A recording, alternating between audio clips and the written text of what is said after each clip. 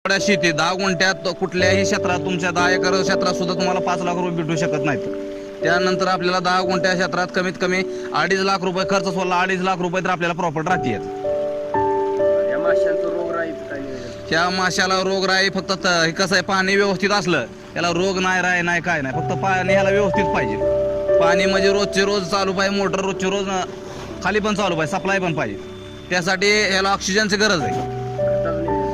खताचं तर तुम्हाला सांगतो, आठवड्यातनं आम्ही एक 2.5 kilo urea, 2.5 kilo single potash, पुन्हा 10 किलो खपरी पेंट आणि 50 किलो शेण याचा असं आम्ही 50 लिटर बेलामध्ये मिक्स करून द्रव्य करतो। सकाळच्या एक रात्रभर भिजू घालतो, सकाळच्याला आम्ही टाकून देतो तळ्यात।